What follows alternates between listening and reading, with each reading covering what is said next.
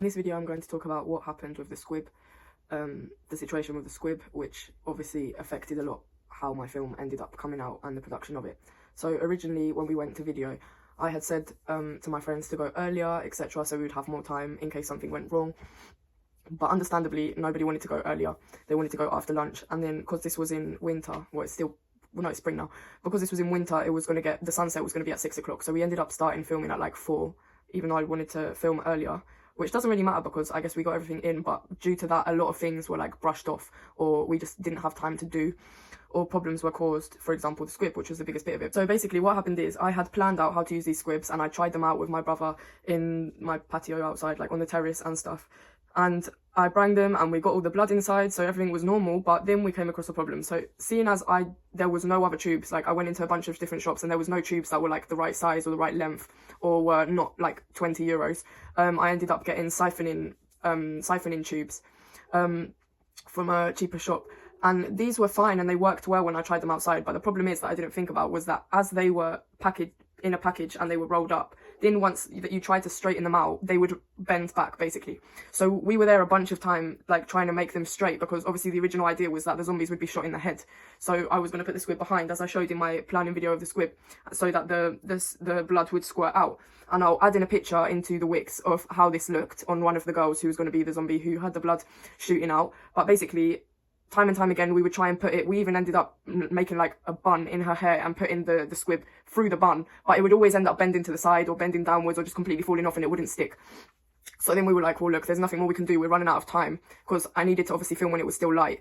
And so then we decided to put the squibs, we decided to cut a hole in the shirts or just put it through a hole that was already there, and put the squib inside the shirts. But once again, because they were bent, it was like so uncomfortable, just the way that they wouldn't stay in place. Like we'd put the squib looking forward and it would just bend to the side on its own because it was like trying to bend down. So that created a lot of problems. Anyway, we ended up with a lot of sellotape and a lot of time getting the squibs to be able to just be straight. So then at least I would be able to get a shot and they would squeeze it and it would come out straight. Then it got to the filming point where every single time we filmed that scene, the girls would try and squeeze the squib and no blood would come out. So either they weren't squeezing the squib and I would remind them, remember, like, you need to be squeezing the squib because otherwise I'm going to get the shot and there's not going to be any blood. And then the other times when they did squeeze the squib, there was no blood coming out. So I was like, all right. So I went over and I was like, can I see like what's going on there? Because I don't understand. Like if I tried it out, why when you squeeze it, it wouldn't come out? So then basically I went up to one of the girls who had the squib and I squeezed it from behind and then all of the blood came rushing out and she got completely drenched. And I think she got a stain on her jeans and that basically annoyed her a lot. So she said she didn't want to film anymore.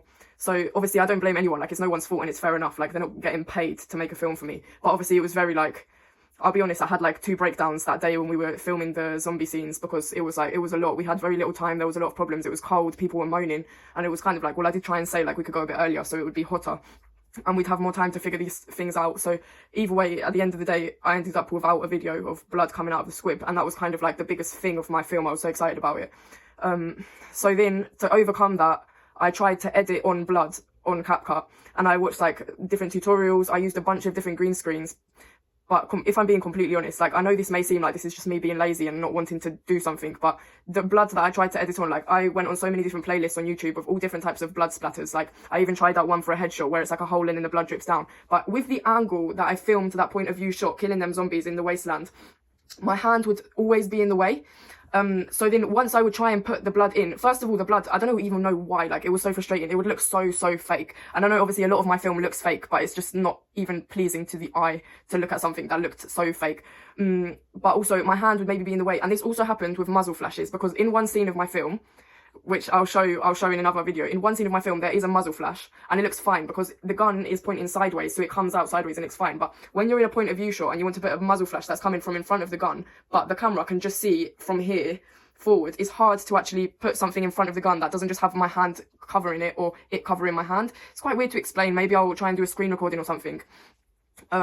So the blood coming out, I even tried to get one, I got like a blood spurt thing coming out of the neck of the boy who got bit, but once again it just looked absolutely horrible. So if I'm being completely honest, I just thought, well, I think it looks better without anything.